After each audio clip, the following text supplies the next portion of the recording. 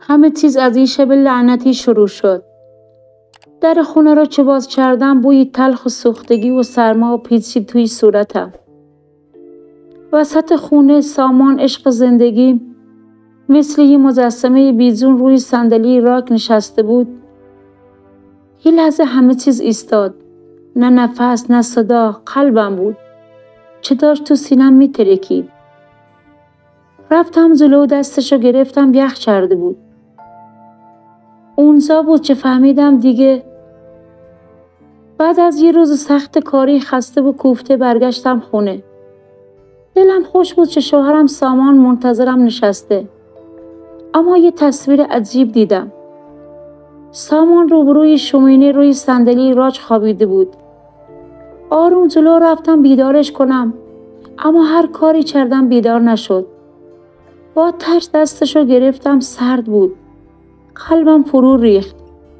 دستمو جلوی دماغش گرفتم. نفس نمی کشید. جیغ زدم و همسایه ها جمع شدن. آمبولانس اومد اما کاری از دستشون بر نمی اومد. سامان با همه عشق و امیدش منتظر به دنیا اومدن نوه‌مون بود. ولی درست چند روز مونده به تولد بچه رفت. دخترم رها که خیلی به پدرش وابسته بود داغون شد. رها و شوهرش کیان تصمیم گرفتن پیشم بمونن که تنها نباشم. چند ماه گذشت، دختر کوچولوشون یلدا به دنیا اومد و من با عشق سرگرم بزرگ کردنش شدم. ولی همیشه از کیان یه چیزایی تو دلم سنگینی میکرد. مردی که تو کارهای خونه زیادی دخالت میکرد و رفتارهای عجیبی داشت. یه شب که بیخوابی زده بود به سرم، صدای باز شدن در رو شنیدم. وقتی چرخیدم کیان با وضعی عجیب جلو در اتاقم ایستاده بود.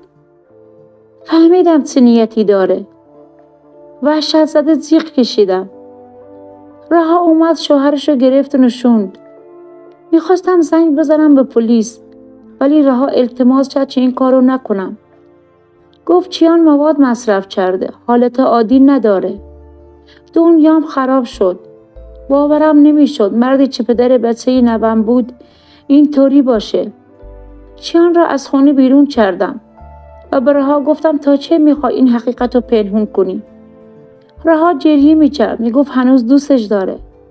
اما من مادر بودم و نمیتونستم بذارم زندگیشون بسوزه. چم چم رها قانع شد. کیان و رها جدا شدن و دادگاه حضانت یلدا را به رها داد. حالا من و دخترم دست تو دست هم داریم یلدا را با عشق بزرگ میکنیم و فهمیدیم گاهی برای نجات کسایی که دوستشون داری باید قوی تر از همیشه باشی.